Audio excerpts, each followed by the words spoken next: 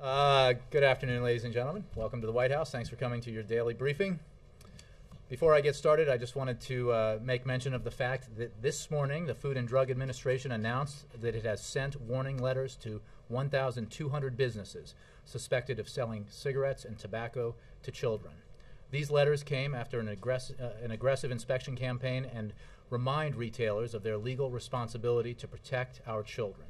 President Obama is committed to protecting children from cigarettes, and this action is only one part of the administration's effort to stop children from smoking before they start.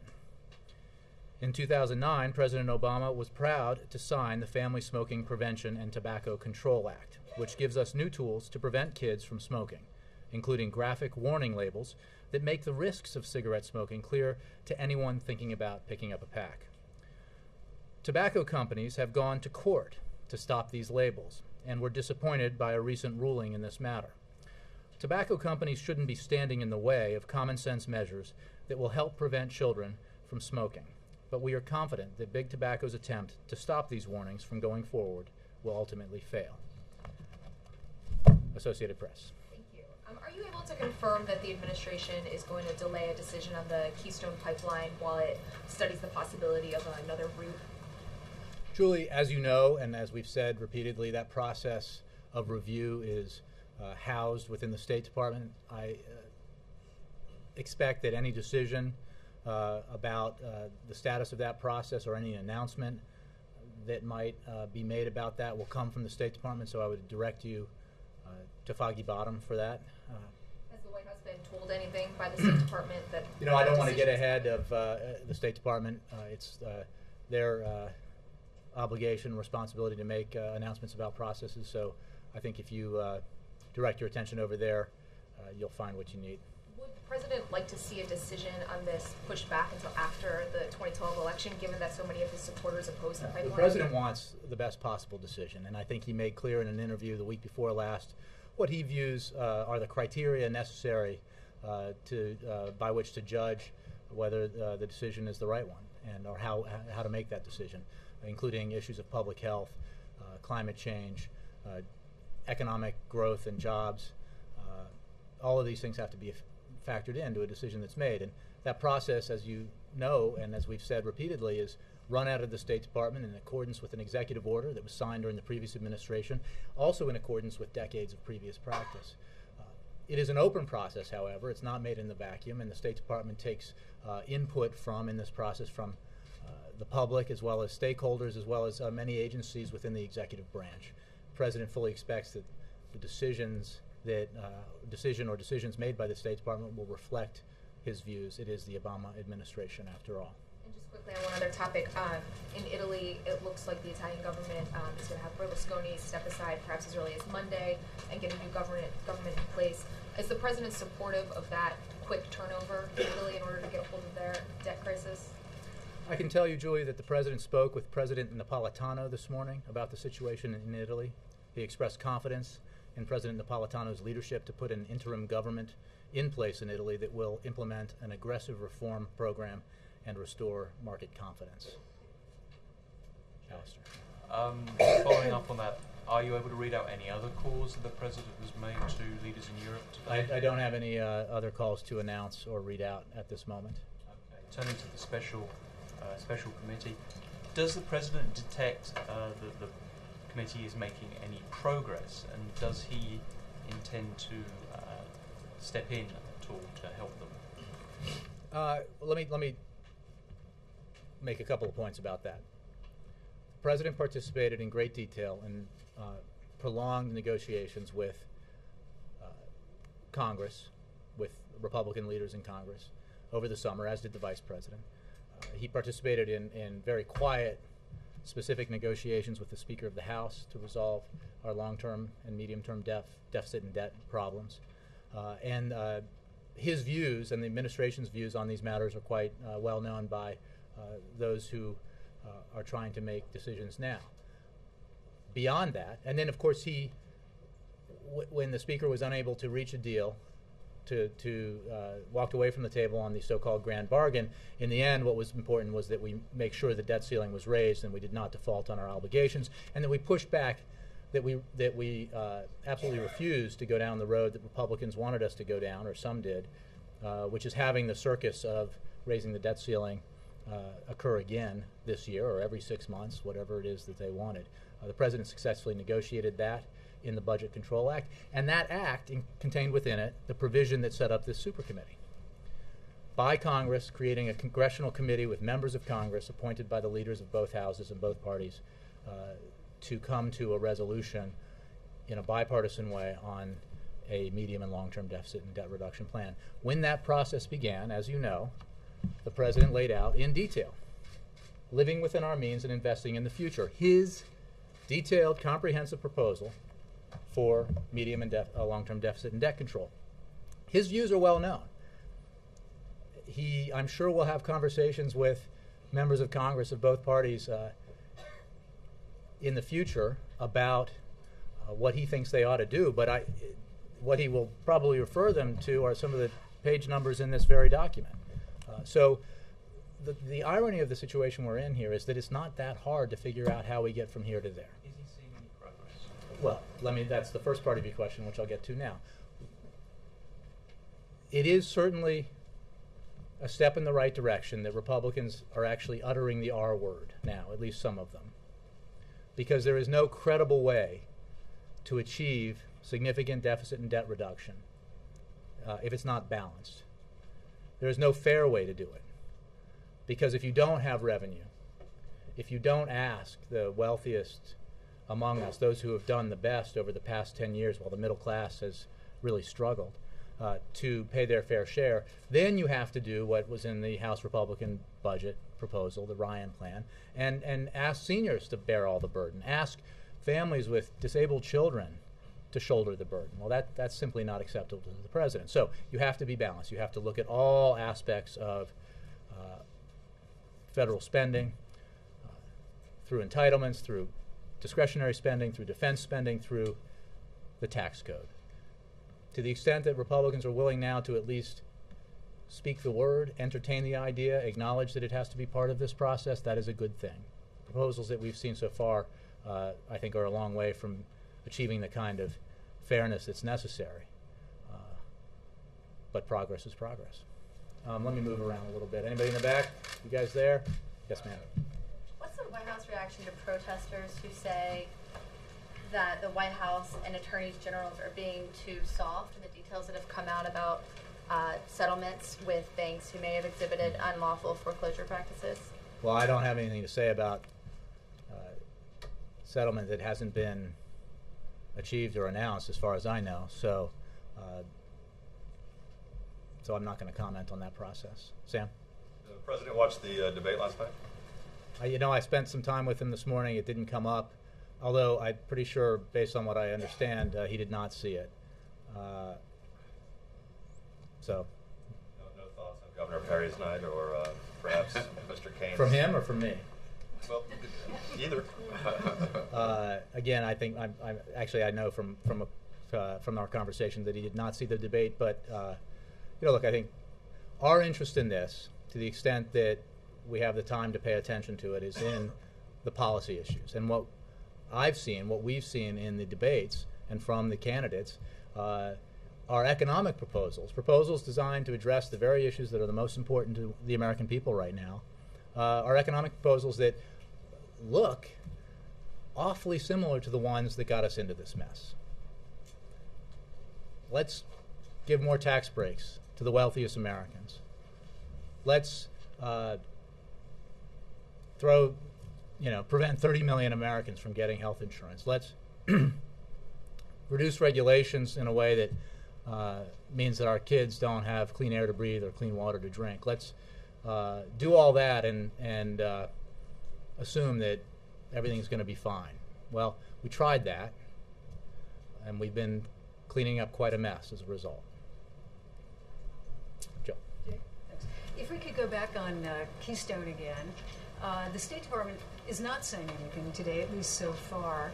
And I normally cover the State Department, so I'm over here trying to get some more information, because ultimately it's the president's They sent you here? They did, on a mission from God, to find out more information about Keystone.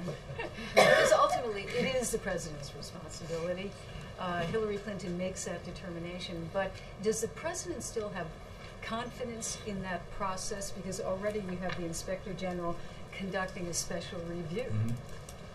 Well, the president has great confidence in the Secretary of State, and he has confidence in a process that will take into account the criteria that he publicly said were very important, and he believes need to be taken into account as this review is conducted and these decisions are made and these determinations are made. And he made clear that when that determination is made, it will certainly reflect his views because this is his administration. The State Department doesn't make this in a vacuum. The State Department is part of the administration. But it is a process that they run for a lot of very important reasons, as you understand, because you cover the State Department. So I will send you back to the State Department, and I think if, you will find there the answer that you were looking for when it comes to announcements about process. Okay, I have one other one on another subject. The IAEA report that came out on Iran this week, the Russians are really slamming it, saying that it's tantamount to regime change, an attempt at regime change. And if you look at Russia and the reset, one of the main elements of the reset was the cooperation that Russia was providing to the United States on Iran. If that is suddenly falling apart, what does that mean to the reset? Is the reset dead? Well, no, not at all. And in fact, all of us in the P5+1 stand firm together in our belief that an Iran armed with nuclear weapons is an intolerable threat to regional and international security, and we remain determined to prevent that outcome. Moreover, we share a strategic goal with Russia, and our efforts with Russia have produced a situation, and our efforts with international partners everywhere have produced a situation where Iran is now suffering, if you will, the regime is, from the most stringent set of sanctions, the most stringent sanctions regime that it has ever faced. And that pressure and that isolation is having an effect, as you know, because I know you cover these issues pretty closely. And it is because of the kind of cooperation and consensus that this president has been able to achieve internationally that we've been able to do that with regards to Iran. So we will continue to work with the Russians and others on this process, and we will continue to isolate and pressure Iran to change its behavior. Jake. Jay, I was wondering if you could comment on, first of all, the White House refusal to comply with Republicans in Congress asking for all documents related to Solyndra to be turned over to them by noon today. Obviously, that deadline was not met. And then also, Republicans in Congress are saying that some of the emails that they have uncovered indicate that the White House has not been forthcoming about the conversations that those behind the Solyndra business have had with people in the White House, and I could cite those emails if you want, but I'm sure you've seen them. I have. Thank you, Jake. I appreciate it. The couple of things. One, we have been enormously cooperative with legitimate oversight in this area and others. In this investigation alone, we've turned over 85,000 pages of documents, and we will continue to cooperate with this committee investigation. On the issue of the subpoena that you referenced, I don't have anything to announce about any release made to the Hill yet, but I can say that, as the White House counsel made clear in her letter, this is something we view as overbroad, unnecessary, and I think, in my words, when something seems partisan, it probably is. And in this case, when we hear the Speaker of the House saying that the Republicans be, quote, relentless in pursuing this oversight investigation, I think most American people wish they would be as relentless in taking measures to help the economy and create jobs as they are in trying to create a political issue out of something that is simply a policy decision and policy decisions that were made on merit-based decisions out of the Department of Energy. What about some of the items in the specific emails? Well, let's be clear. The Republicans know, what the episode in the last 24 hours shows, I think, reinforces the idea that this is becoming a political football and a partisan effort. They cherry-pick some documents and try to make hay out of something that when looked in its entirety, only reinforces what we've said, which is that there was no political influence in the decision-making process that led to the loan guarantee for Solyndra. In fact, the meeting that they're referring to, as I'm sure you're aware, took place almost a year after the loan was approved. Okay? And Mr. Kaiser has said both, I believe, to committee members, both Republicans and Democrats, and in public again, that he did not discuss the loan with members of this administration. So, again, we have cooperated with legitimate oversight on this matter and others. We are now 85,000 pages into this process, 9 committee staff briefings, 4 congressional hearings. The donor in question has been interviewed, and the investors have released their documents. And this is what the Republicans could find. Again, at some point, they have to focus, I think, on the things that the American people care about. There was an advisor to Kaiser quoted in one of the emails saying the White House has offered to help in the past, and we do have a contact with the White House that we are working with. And Republicans are citing that as an example. Well, again, this was a meeting that took place. Again, these are emails from outside the administration. All of their review of emails from internally have produced none of this, of what they want to be there. And they've clearly been gravely disappointed by that.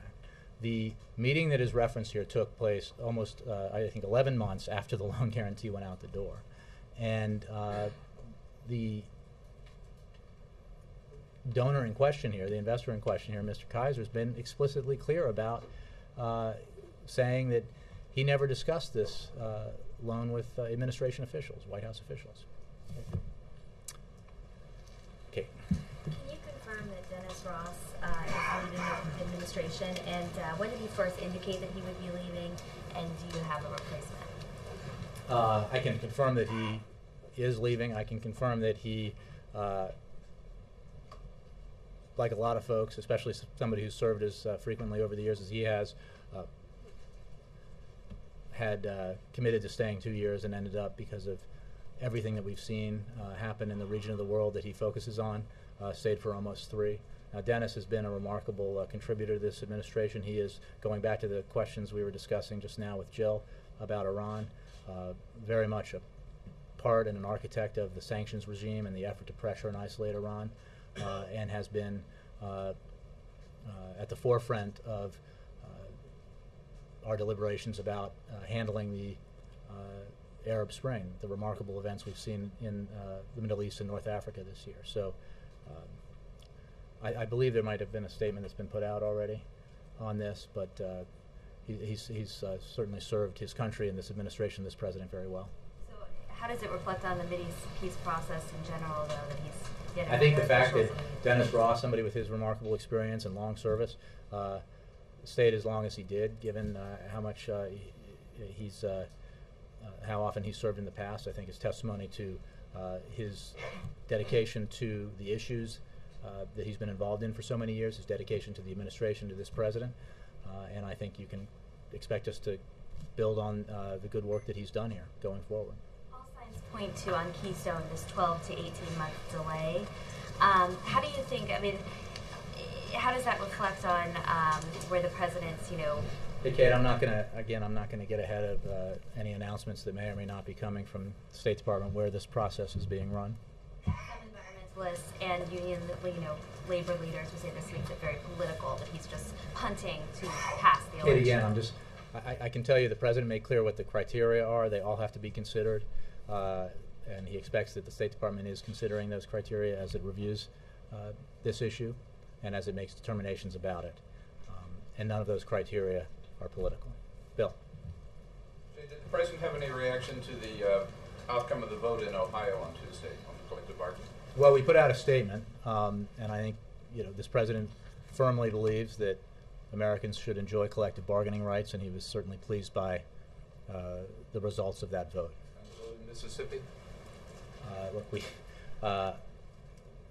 we were also pleased by the vote in Mississippi because of the need to protect women's reproductive rights and protect their capacity to make decisions about their own health. Nora. The Senate is scheduled to approve the President's American Jobs Act, the part that would help veterans. We're looking for jobs and give tax breaks to companies to hire them. This, however, though, is not being paid for by any additional revenues raised or tax increases on the wealthiest Americans. Well, the President's going to sign this legislation, correct? We do support it, yep. So will the President support additional pieces of his Jobs Act that are passed by Congress that don't include raising taxes on millionaires? I think the way you phrase it is very useful, so I appreciate the question, Nora. The President will sign legislation that's paid for in a fair way, and if this bill passes, we support it. What he will not do is sign legislation that adds to the burden already borne by the middle class, that requires that I mean, you drew the lines very clearly. Republicans are voting for this. Why? Well, we hope because it's a good idea, but we know from past experience in terms of the things that they used to support that every provision within the Jobs Act is a good idea. But they're going to vote for this one, in your words, because it doesn't include a requirement that millionaires and billionaires pay a little bit extra. So that's their bottom line, I guess, is the way you're putting it. We certainly hope that's not the case when it comes to putting 400,000 teachers back to work, or rebuilding our bridges and highways and schools, or giving and extending and expanding a tax cut to 160 million Americans, $1,500 on average for each American family. If their standard is those are good ideas, but not if we have to ask millionaires to pay a little more, they're going to have to explain that to the American people, because that's not a standard that they support. Their own constituents do not support that approach, do not support that point of view. You said paid for in a fair way, but it's being paid for, my understanding is, by extending a fee the Veterans Affairs Department charges to back home loans. Is that fair? Again, we support the legislation. We've obviously believe very strongly that we need to take efforts to help veterans who have been fighting for us come back to the country and not have to fight for a job.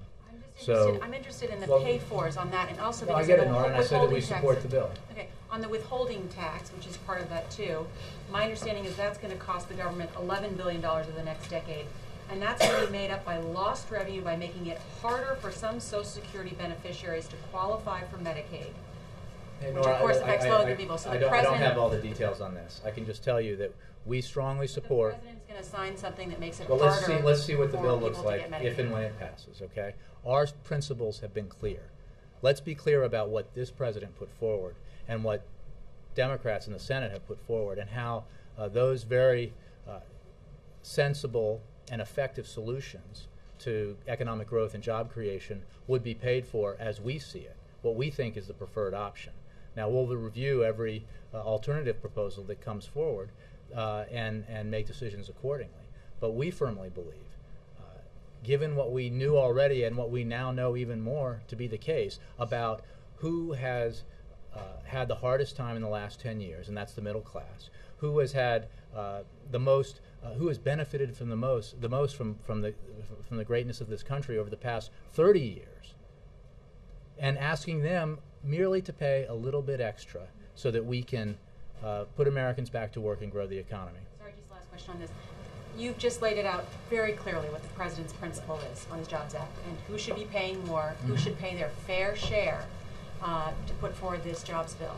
Hey, Nora, I'm happy to take questions about the specifics of this pay for. I just don't have any more specifics to give you. But is the President now giving ground so that members up on Capitol Hill can find pay-fors in some other way that don't meet the President's principle of the wealthier paying their fair share, and he'll sign it if they can just find some other way? No, not if they can find some other way. It still has to meet a standard, and that standard will be applied.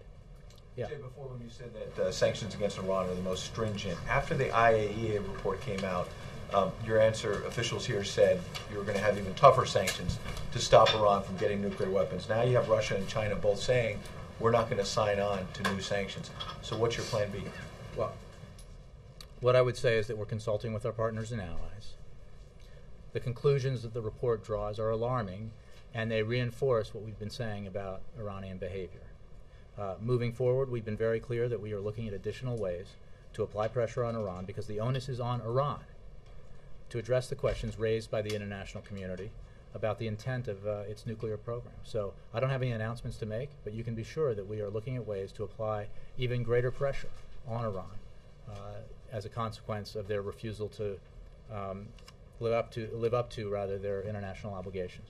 It's been a few days since it was reported that in a private conversation, President Sarkozy called the Prime Minister of Israel a liar, and President Obama did not disagree with that. Why have you not put out a statement saying, disagree with this, that this is, this is Again, unfortunate? Ed, I assume you were part of the briefing yesterday. I think you were, that where we talked about this at some length. We're not going to comment on a reported conversation, private conversation.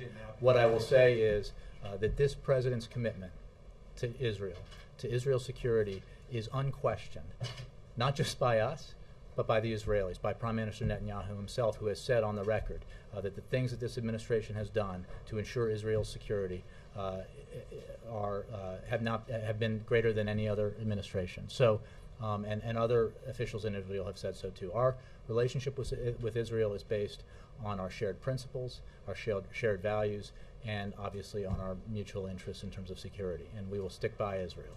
Last thing, following on Jake on Solyndra, one of the emails he was talking about, March 2010, George Kaiser told a board member of Solyndra that he had had a meeting at the White House. He stressed the White House, not the Department of Energy, in the email. He said Solyndra came up, every one of them responded simultaneously about their thorough knowledge of the Solyndra story, suggesting it was one of their prime poster children. How does that square with you saying in September, in this very room, that George Kaiser did not lobby on Solyndra at all, and as you put it, quote, he was involved in charitable efforts? Okay, so let's go back to what you just said and what I just said in response to the question. March 2010. Do you remember when the loan was approved? After the loan was So approved, but he was before the supposedly loan was lobbying, restructured. but he was supposedly lobbying for a loan that had already been approved almost a year before. Second, later lobbying he to never said restructure. in that email or any other discussion, and certainly never said before the Republicans and Democrats in the committee, based on what we know. In fact, he made quite clear that he never lobbied for the loan. And this is an effort by Republicans to create a political story out of something that is not providing them what they want, which is any evidence that anything but merit-based decisions were made at the Department of Energy. We at least acknowledge that George Kaiser's meetings here were not just about his charity; they were about Solyndra as well. Let's go back also, since you're quoting me erroneously. Well, that's what you said. Here's what I said. Yeah.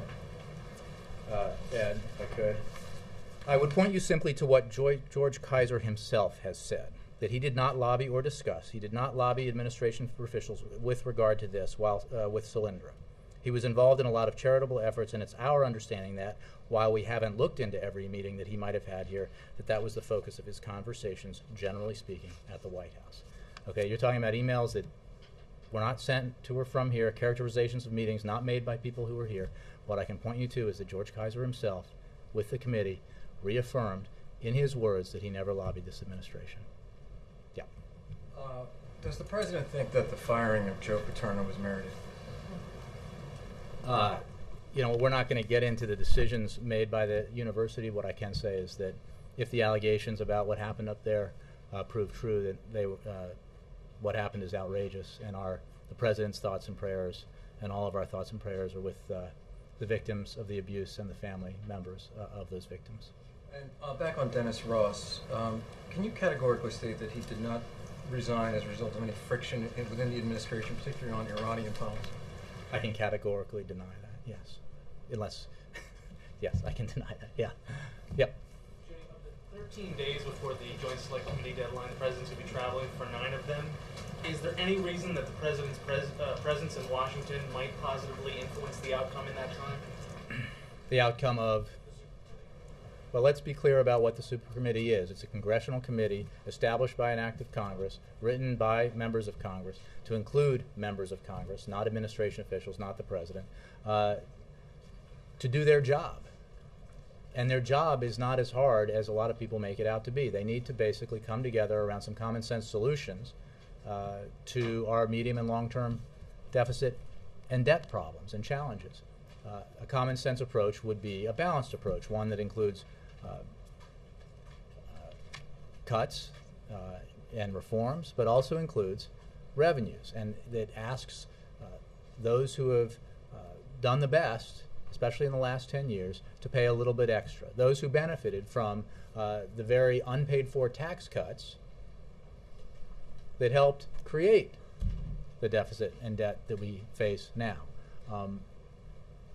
He believes and hopes that the committee will do its job, that Congress will do its job, and that it will reach a resolution that is fair and balanced, that Congress can pass, and that he can sign. As I said earlier, his views on this are well known. They are enshrined in this document provided to the supercommittee, to all members of Congress, and to every member of the public who's interested back in September. So this is not a case of where's the president's plan, a refrain I remember hearing from some of you all this summer, because the president's plan has been out there for everybody to see and to use as a roadmap to getting to the necessary destination. The president, whenever he travels, is able to be in contact with Washington, with his administration, and with members of Congress as necessary. That will certainly be the case if it's necessary. But there is nothing here, there is no obstacle to Congress getting its job done if they demonstrate a little political will. And one other thing, Jay, I know that you said the president didn't watch the debate, but I'm sure that, like most people, he got the takeaway. What is the president's thought on eliminating the departments of Commerce, Education, and a department to be named later? Again, I think our view of the debates and the primary process underway in the Republican Party is simply focused on policy proposals and what solutions are being put forward to the challenges that we face as a country, principally the economic challenges and the jobs challenge that we face. And what I've seen so far, what we've seen so far, is a real paucity of new ideas. In fact, what we've seen is Xeroxed policy proposals, the likes of which we've seen put forward and adopted in the previous decade, that contributed so greatly to the economic crisis that we faced in 2008 and 2009. So that's the focus. To the extent that we are paying attention at this point, and we will be paying more attention later, and we aren't paying great attention now, it's on the policy proposals. The elimination of 3 departments isn't Xeroxed from any particular. Well, putting aside the incident that refers to, I think that this president is for serious policy solutions and not bumper stickers, and that has been demonstrated. I get to pull it out a third time by the comprehensive nature of the kind of policy proposals he puts forward. So you guys have this, yeah, but I'm happy to provide it again, although perhaps online because we're interested in saving money around here. Victoria. Isn't we can't wait a bumper sticker policy? Yeah, but it's backed up by serious substance. Yeah. Jay, the IAEA report makes clear that Iran has made considerable progress towards obtaining a nuclear weapon.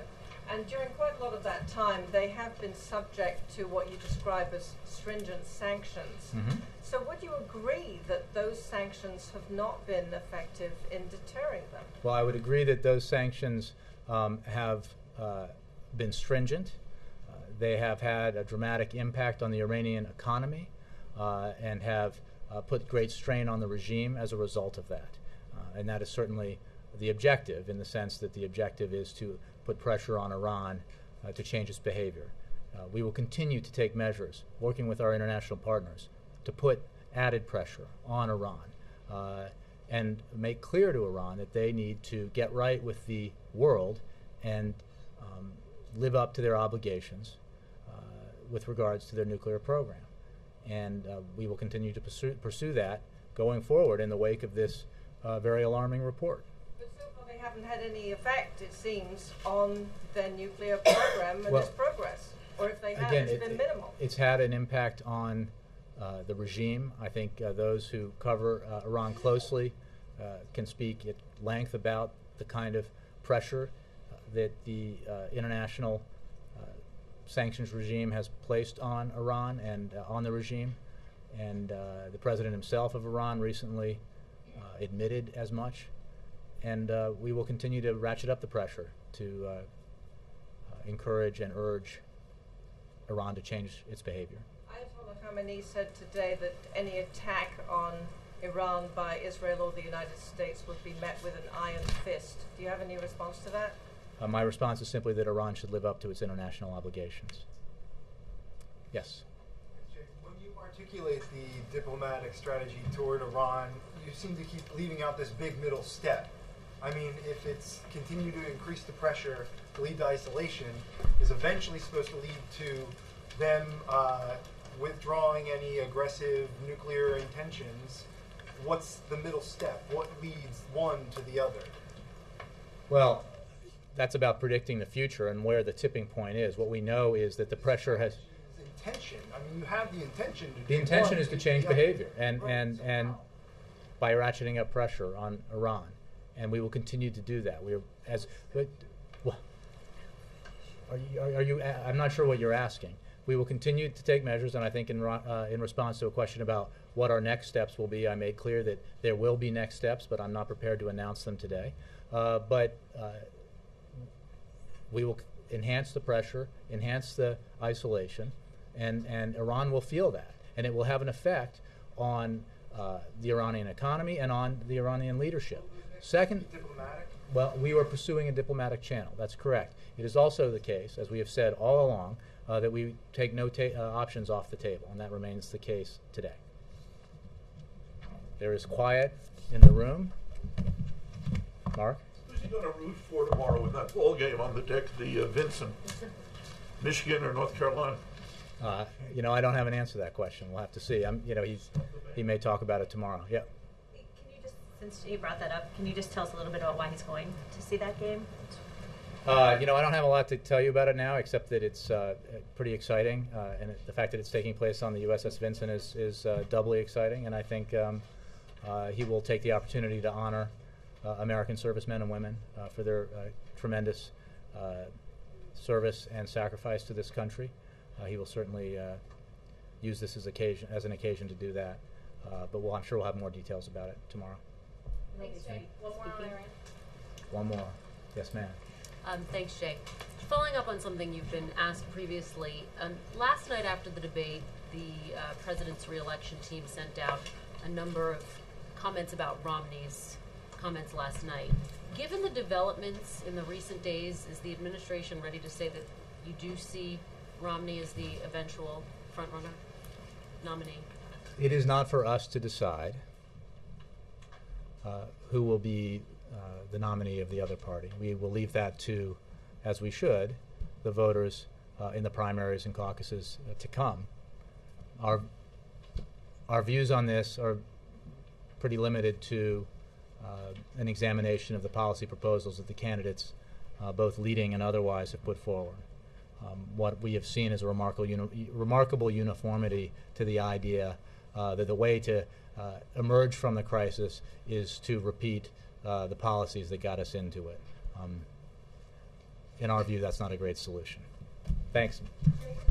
Did we see the news clips of the brain freeze? Again, when I spoke with him this morning, he had not seen any of the debate. Thanks.